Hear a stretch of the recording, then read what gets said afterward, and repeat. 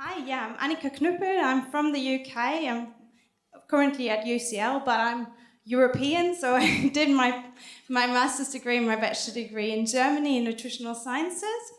And that's where I got into obesity research. So my master thesis was on the association of social support and weight loss and weight change in general.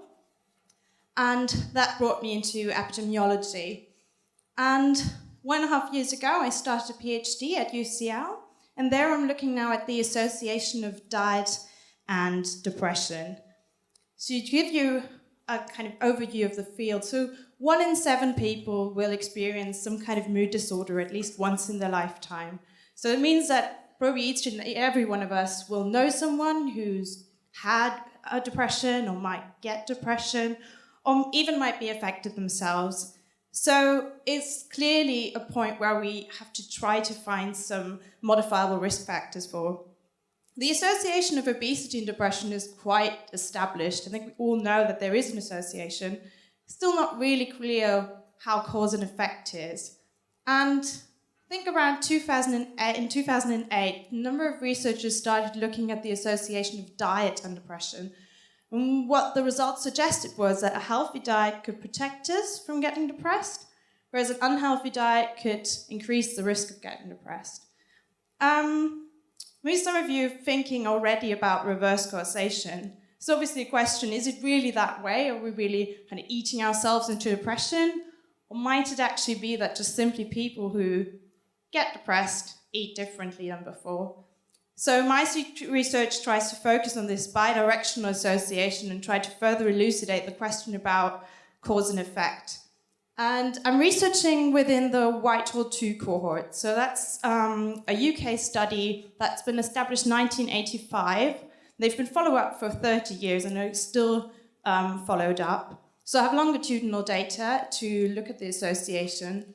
And so far, I've been looking at weight change and depression, and what I could see is that there's a U-shaped association with weight change, so both weight loss as well as weight gain playing a role with depression.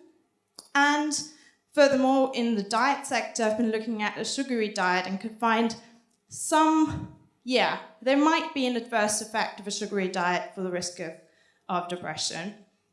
So, what have I put down? Yeah, I work within the European group. It's called the Mood Food Group.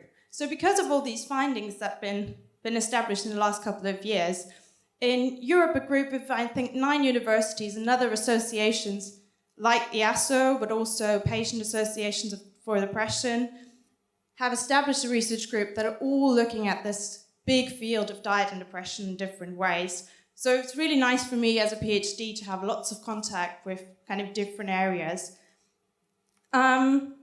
And I'm simply here because I see myself as I'm a very political person. I see my future more in policy and politics close research and work within the obesity field. And I think obesity is one of the key things how we can actually make politics change their ways when it comes to nutrition, because it's a key driver, because it costs so much. And even though not every politician understands it yet, but many do see the point that this is something we need to change. So therefore, knowing about obesity is a big factor. So this is a great way for me to update my knowledge and see who and what are people working on. Yeah, thank you.